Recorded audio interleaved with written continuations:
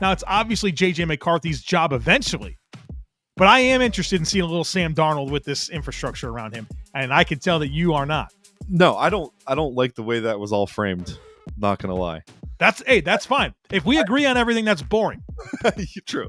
Listen, I like everything you said about they were smart. They did self-scout after that playoff run where it was a joke of a playoff run.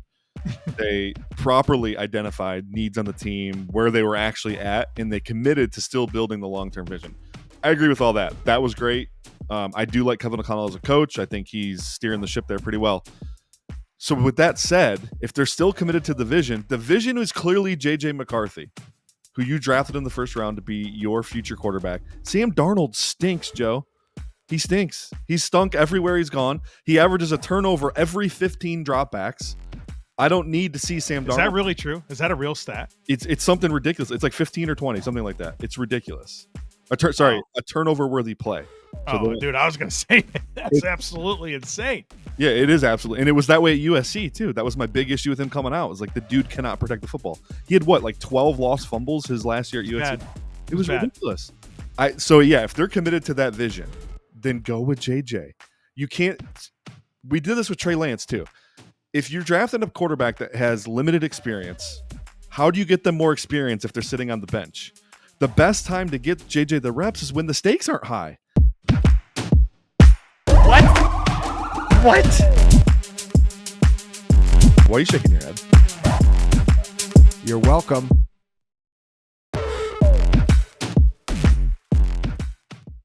We've got a lot of guys that are rooting for their own success when you survey the NFL and you're mindful of all of the position battles that are wide open across the league, right? That's what training camp is for, sorting all of this out, getting reps, getting exposures, seeing what you do with those opportunities. And you and I have spent the last week really going through the depth charts across the league and identifying the position battles that we find to be the most interesting. And we have so many. Like, this is the entire focus of today's episode, working through these. And so we'll get to as many as we possibly can. And I want to try to get to some of the most interesting ones early on in this conversation. And the one I want to start with, Brett, is the Las Vegas Raiders quarterback situation, where I think we got a legit quarterback battle. There's other quarterback battles. We'll talk about some of them. I think some of them are more of a formality, where it's a veteran bridge quarterback versus a first-round pick that we just know how this eventually ends. But in the case of Vegas, we have Aidan O'Connell, a fourth-round pick from last year that started 11 games. Vegas goes 5-6. Tough circumstances. I think 5-6 is a good mark, but the key thing is they win 3 of their last 4. They beat 3 divisional opponents, right? The other 3 divisional opponents over that stretch. And O'Connell, he has 8 touchdowns, 0 interceptions, playing like pretty good football under tough circumstances. And then they bring in Gardner Minshew, 2 years, $25 million. He's the highest paid veteran quarterback in the NFL that's not like guaranteed to be a starter. Everyone else that's paid more than him APY is an unquestioned starting quarterback. But now you have Gardner Minshew. And I think we kind of know what Gardner Minshew is. He's like the modern day Ryan Fitzpatrick. A lot of variance, a lot of fun. But for a team in Vegas that you feel like their formula is, we're going to run the football, we're going to play good defense, and we're going to ask our quarterback to keep it between the lines, maybe O'Connell's really the right answer for this role. Also, when you think about solidifying this for the long term, let's find out what we have in Aidan O'Connell. I think we have a pretty good idea of who Gardner Minshew is. Maybe O'Connell's going to be that guy long term. I'd want to spend this year sorting that out, but that's obviously a huge setup for me to say, what are your thoughts on this Vegas quarterback battle? Well, I'll say this. Who do you think has the most say, other than head coach, on who the starting quarterback is? The owner, Mark Davis. Okay, besides staff, like if there's a player in the locker room. Oh, it's Davante Adams. We learned that through the Receivers Netflix series. Okay, it's that's his team. what I'm gonna ask you. Yeah. If you've watched it, Davante loves himself some Aidan O'Connell. Those two hit it off pretty well. I would say much better than Adams and Jimmy Garoppolo, right? So I think the way the season ended, there's this mojo going on in Vegas right now where it's like, hey, we got our head coach, we got our our quarterback. These are blue collar, hardworking dudes. I think he's got to be the starter. And what's interesting is if you tell me he's the starter, bringing in Gardner Minshew actually makes a lot of sense, even considering what they paid him, because you have a low pedigree quarterback in Aidan O'Connell. You're not quite sure if it's all there or not. So you want to bring in arguably the best backup in the league, who is probably QB 33, right? And if it doesn't work out, then you turn to a guy who's pretty good, and your season's not completely lost. So it makes complete sense for O'Connell to be the starter, and I think the Minshew signing he makes even more, because I just feel like we're in there's no way in 2024 we're signing Gardner Minshew to be the starting quarterback, right? Like that seems weird to me. So I don't know. That's my take. I think O'Connell's got to be the guy. Minshew makes sense there as the highest paid backup in the league. Yeah, I like it a lot, and figure it out. See what you have, and then plan on your long-term step being next offseason. So feels wide open, but it also feels like it should be O'Connell's job to lose. All right, let's keep it in the AFC West, where the Denver Broncos have a bit of a starting quarterback battle. Bo Nix versus Jarrett Stidham. I guess Zach Wilson exists in this conversation, but Stidham's the guy that has a year of experience in the Sean Payton offense last year, started 2 games. Bo Nix is the first-round pick that played in 61 games in college. I said all this stuff to lead the Vegas conversation. Where are you at here in Denver with these quarterbacks? Ironically, Bo Nix and Jarrett Stidham are both former Auburn Tigers there. You know what? I didn't even think about that. Stidham's kind of crowned as the guy with the experience, but when you consider their college resumes, Bo Nix has a lot more experience. I mean, that dude, I don't know the total number of dropbacks he had, but it was a lot. I think he was top 5 or top 10 all time for sure. So I think Nix has plenty of experience. My guess is Nix is the first quarterback that Sean Payton's got to really pick to play for him. I know they signed Stidham as a backup or whatever, but I'm just gonna guess he's the guy. That's who wins this job. Really? I think so. You don't think so? No, I think it's gonna be Bo Nix. I don't think it's as much of a competition as they're leading it on. There's to me, there's a formality element here where it's like, oh, he's got to earn it, But you've heard the way that Sean Payton's talked about Bo Nix. He's the guy that's going to be his quarterback, and I think one of my favorite things about Bo from watching him at Oregon was a mastery of the offense. Like he was in full command. And I talk a lot about the second reaction plays that he showcased in an offense that really, a lot of things are put on a plate for him, and it's binary throws, a lot of manufactured throws that are at or behind the line of scrimmage, but it's the second reaction stuff. It was the instances where he had to read it and rip it that gives me some confidence. And I keep going back to this talking point, but it's important to me. I think that Sean Payton's going to be thrilled to have a quarterback that's going to run his offense. And Russell Wilson just didn't do that. It was YOLO ball down the field or hold onto the ball and find a check down outlet. That's how he played the quarterback position. And that Sean Payton ain't vibing with that. So much so that they're like, okay, get out of here. We'll take the big dad cap hit. We can't function with you. Yeah. And so Bo Nix is your upside play. And Jarrett Stidham's just completely uninspiring. I mean, he was with the Patriots and the Raiders before he gets to Denver. Yep. 2 teams that are massively have need answers at quarterbacks.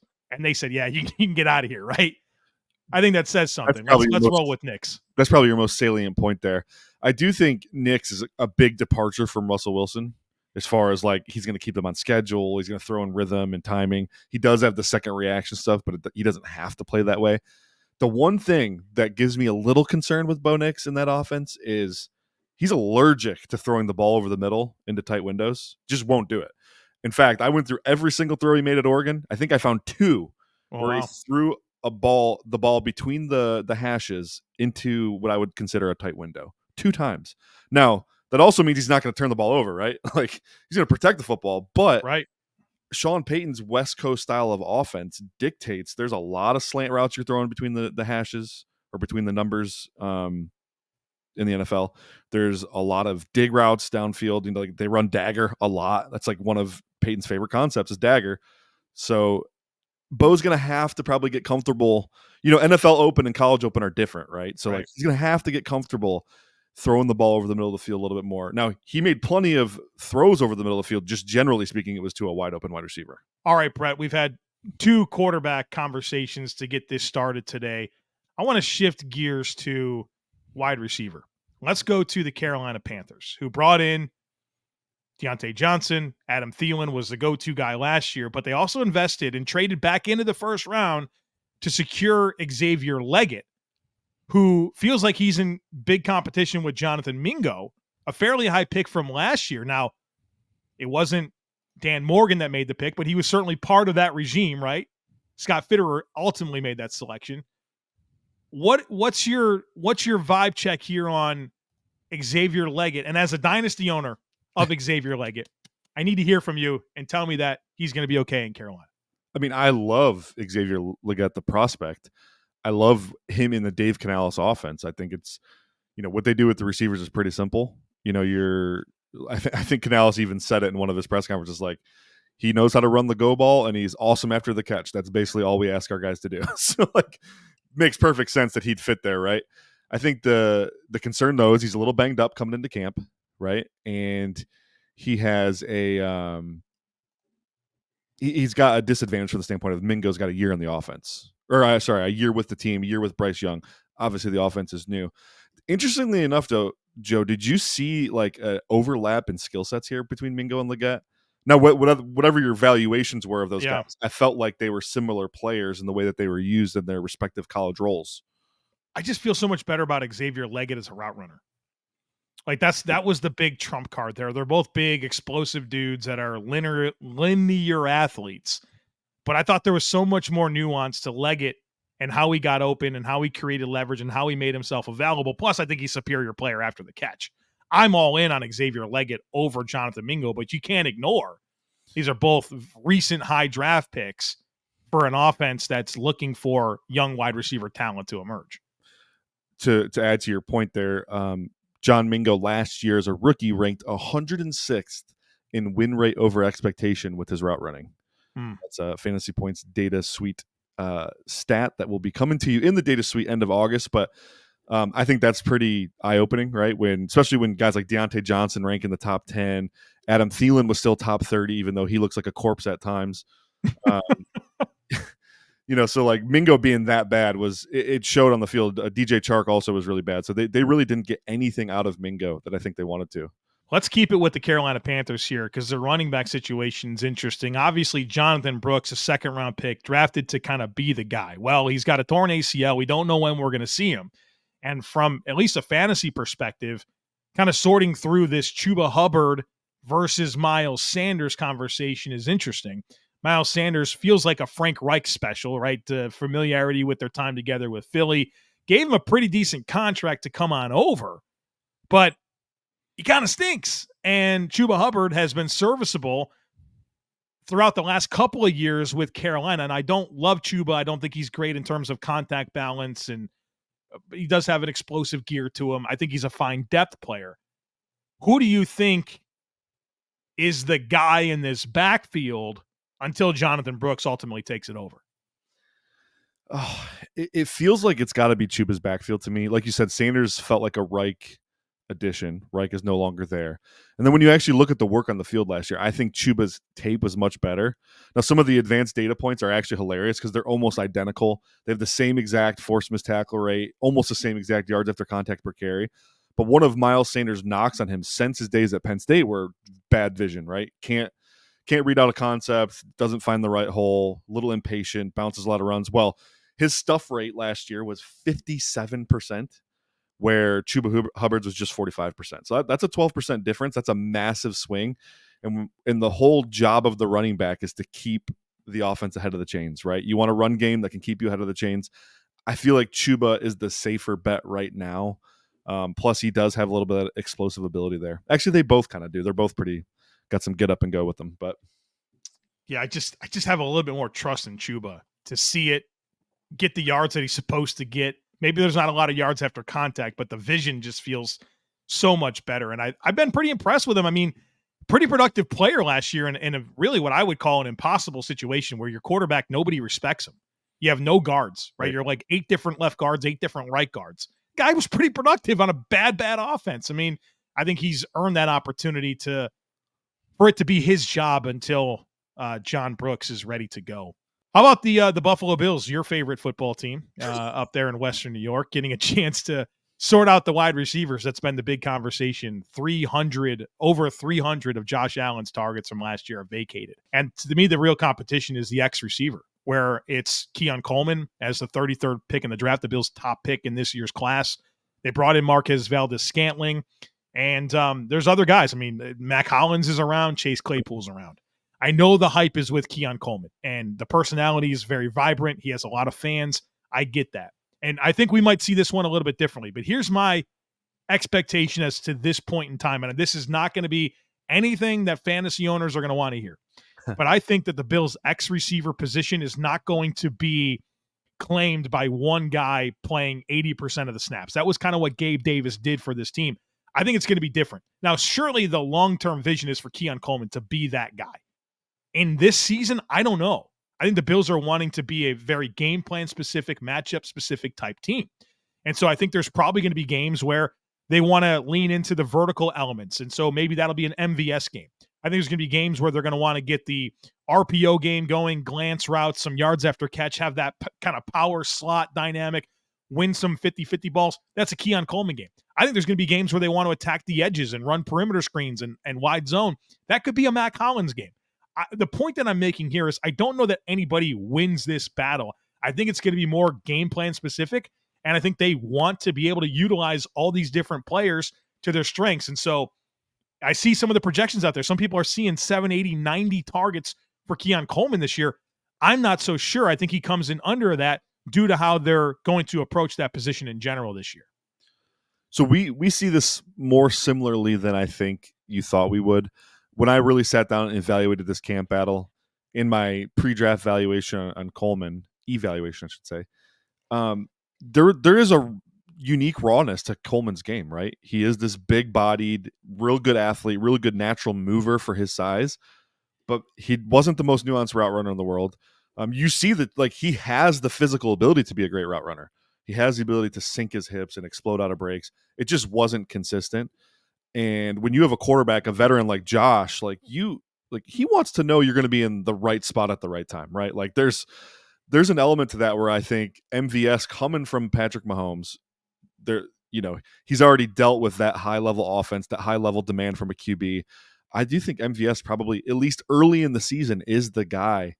And you would know this more intimately than me for sure, but just logically speaking, I think Coleman will have to earn it over time. And maybe the last 6 games of the year, Coleman's playing 80% of the snaps, but I don't think it's that way early on for sure. Right. And they might ride the hot hand if maybe he does get early run and you see the connection start taking off between him and Josh Allen.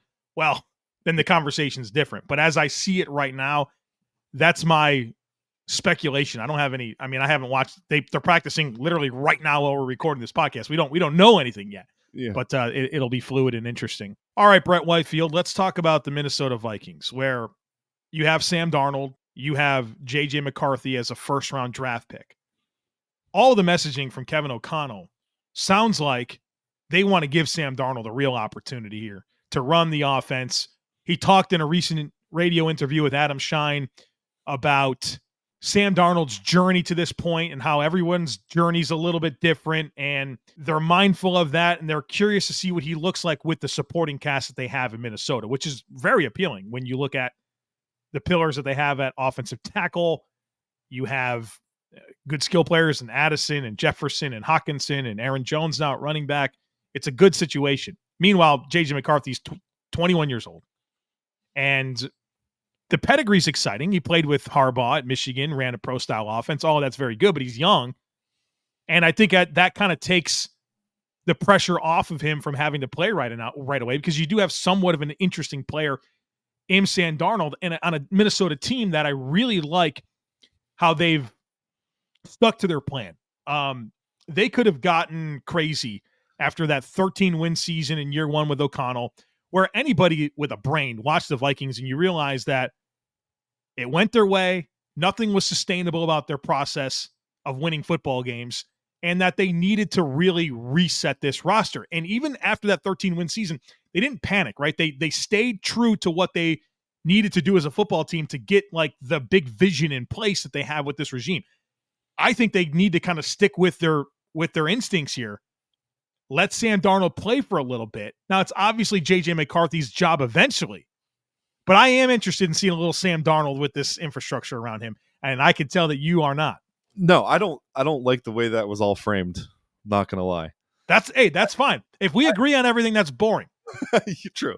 Listen, I like everything you said about they were smart. They did self-scout after that playoff run where it was a joke of a playoff run. They properly identified needs on the team, where they were actually at, and they committed to still building the long-term vision. I agree with all that. That was great. I do like Kevin O'Connell as a coach. I think he's steering the ship there pretty well. So with that said, if they're still committed to the vision is clearly J.J. McCarthy, who you drafted in the first round to be your future quarterback. Sam Darnold stinks, Joe. He stinks. He's stunk everywhere he's gone. He averages a turnover every 15 dropbacks. I don't need to see Sam Darnold. Is that really true? Is that a real stat? It's something ridiculous. It's like 15 or 20, something like that. It's ridiculous. A turnover-worthy play. So dude, I was going to say that's absolutely insane. Yeah, it is absolutely. And it was that way at USC, too. That was my big issue with him coming out. It was like the dude cannot protect the football. He had, 12 lost fumbles his last year at USC? Bad. It was ridiculous. If they're committed to that vision, then go with JJ. You can't – we did this with Trey Lance, too. If you're drafting a quarterback that has limited experience, how do you get them more experience if they're sitting on the bench? The best time to get JJ the reps is when the stakes aren't high. Right? Like you're assuming he's comfortable in the system. If JJ McCarthy is the better quarterback and you know it right away from Sam Darnold, then play him. But in a world where that might not be true, I'm fine with letting Sam Darnold play for a little bit. What's a little bit? I think more important than what it looks like with Sam Darnold running your offense is knowing that JJ McCarthy is at a point where he can function at a reasonable level. I'm all about failing forward and all that and getting game reps. I get it. But I think that there is a fine line to walk between getting that and putting your quarterback in a situation where his confidence is gone right away. Okay, so you want to protect JJ. So you're saying Darnold should play to protect JJ. Is that that's such a mean way to put it. You're too nice though. You think like Darnold's not good. Do you think I know that. Okay. I know that. But do you not think that this is his best opportunity to showcase himself? Like, didn't he have a little bit of a pulse when he came back from injury in Carolina in that second season? No. The turnovers are still there. He was still taking unnecessary sacks. Invites chaos into his life. No, I didn't think it was any good. Predictively, who starts week 1 for the Minnesota Vikings? Predictively. I'll say Sam Darnold, but I don't like it. All right. That's fine. Hey, listen. We'll see. So we both like McCarthy. Like, he was my QB too. I like him a lot. Yeah. But I'm not in a rush. That's my point there. By the way, my take would be the exact same, whether it was JJ, Drake May, Caleb Williams, Jaden Dan. Doesn't matter. My take would be the exact same. Is what you want to play these guys. In their situation, it makes sense. They have a good infrastructure. JJ's coming from the pro style offense. He knows the nomenclature. Kevin O'Connell's already said one of the things we loved about JJ is he speaks the same language we do already. So from that standpoint, it seems like he should be ready. He needs to get on-field experience. That's the only feather he didn't have in his cap, is just limited dropbacks. Get him the dropbacks while the stakes are relatively low. Like, they're in a pretty tough division now with the Packers and the Lions loading up to go for it. I would get him those reps now, unless, like you're saying, unless you think there's a chance you ruin the confidence, blah, blah, blah. But if we're assuming he's ready, from a mental standpoint, I think he's got to get out there to get those reps. That's all I'm saying. But, and who knows? Maybe Darnold plays well. See, this is the problem they're going to run into, though, Joe. Everyone's saying, well, if Darnold plays well, then he's a trade chip. Well, if Darnold plays well, then you're probably starting him continually. Yeah, I think probably to an extent, but there's a point in time where it has to be JJ's opportunity. And it doesn't sound like you have a lot of confidence that Sam Darnold's going to play at a level that's going to make that questionable. I don't. But I think there's another interesting conversation that we can really combine. We'll go to the New England Patriots, where there's a quarterback conversation with Drake May and Jacoby Brissett. There's also a left tackle conversation, right? So I think it's a good one to go to next. I'm kind of a Jacoby Brissett fan. I don't think we've really gotten into this, but I really like him in context. As a guy that is really tough, extends plays, will stare down the barrel and throw the ball you won't convince me that he's not one of the 32 best quarterbacks in the world, right? I'm not going to say he's like top 20, but when I look at the Patriots infrastructure, which includes a question mark at left tackle, which includes a question mark at left guard with Cole Strange, which includes a young wide receiver core that has some talent and upside, but I don't think you have a go-to guy there. I feel like that combined with Drake Maye coming out of North Carolina that I don't think put him in the best position to be pro ready based on the two offenses that he ran there. I would want to see this through with Jacoby Brissett because I do think that there's an exposure concern that I have with Drake Maye. I don't know if you share with that based on the conversations we've had to this point, but to me, I am in no rush to play Drake Maye when I do have Jacoby Brissett in the fray. Go back on Spotify, first read, we hit AFC East discussion. We did talk about this a little bit. I called Jacoby Brissett the perennial meat shield, right? Like that's his job. Yeah. I misspoke earlier in the podcast. I called Gardner Minshew QB 33, implying he's the best non-starter in the league. I'm actually wrong. Jacoby Brissett is better than Gardner Minshew for sure. All of the data points from the last time he got significant playing time in 2022 are very good. Super high catchable ball rate, high accurate ball rate. Pretty much every metric you want to see, yards per attempt, all that stuff is really good for Brissett. I also love the fact, Joe, that he's played in this Rams-ish offense and the Alex Van Pelt's going to be running this year. Obviously, Brissett spent time in Cleveland learning from Stefanski and the Stefanski offense. He's also ran the Mike McDaniel offense in Miami. So, like, this dude has worn a lot of caps. He's ran a lot of different offenses, and he's done it at a pretty high level everywhere he's been. So I think with the left tackle situation, combining these two discussions, they got to just keep Brissett in as long as humanly possible and really protect Maye. Like, it's so opposite of the JJ McCarthy situation. McCarthy's in a good situation. He's got great tackles, good pass catchers. There's so much danger to me in forcing Drake Maye on the field right now for New England that I just would avoid it at all costs. And you feel like the long term has to be at the forefront for the New England Patriots. Like, you're the fourth best team in that division. Nobody's asking any questions about that. Like, you're year one of Gerard Mayo and Elliott Wolf and what I guess sort of like you had the offseason. But I think they need to be really mindful of what the long-term vision is there, or else they're going to have resets while they're still trying to get out of the cellar. Brett Whitefield, the Indianapolis Colts like tall receivers. They have Michael Pittman, they have Alec Pierce, they have Adonai Mitchell, and those are all what second-round picks. They've been doing this in the second round. Josh Downs too. So the Colts take a receiver in the second round every year. That's what we just uncovered. A little bit of a battle here between Alec Pierce and Adonai Mitchell. I think the upside's with Mitchell. Kind of curious how you see this playing out. Yeah, the battle to find out who the runoff 9 guy is in the offense. Like, who's clearing out for Pittman to run his dig underneath. On a serious note, Pierce has been a pretty big disappointment.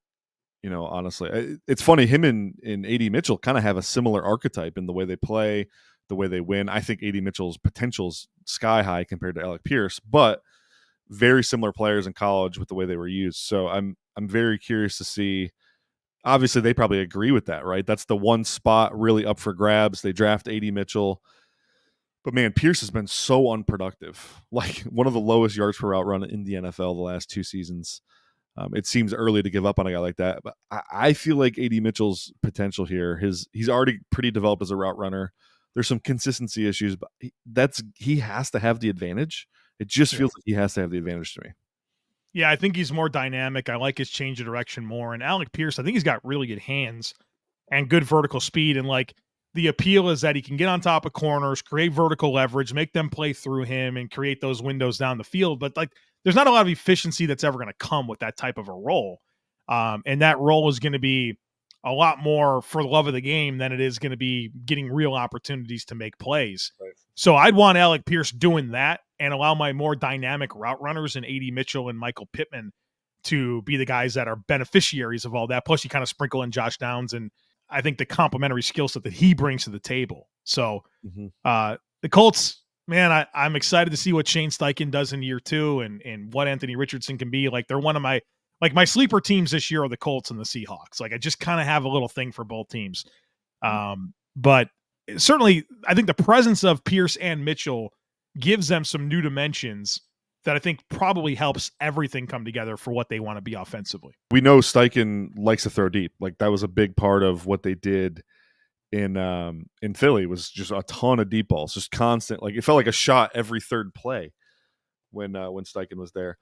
Pittman, they do like to use him in the slot a little bit too. That's the only thing I was going to say. Like, I think he ran like 125 routes from the slot last year. So there's a chance you could see all three of those guys together in certain packages. With 11 personnel with those three and Jelani Woods. Towers of terror. Right. Yeah. And then Jonathan Taylor running the ball behind that. Like you could force some matchups there, dude. I mean, like true. You will not be big enough on defense to handle that. Like you just won't be. That's true. That's fun layer if you're the Indianapolis Colts. So that is your training camp battle discussion. If you feel like we missed any, please, when the YouTube video comes out, go in the YouTube video, comment who you'd like us to talk about. Next week we'll do it. All right. Next week we'll rap about it. All right. Remember, folks, no matter what develops, we will always be your first read. Thank you for listening. We are out.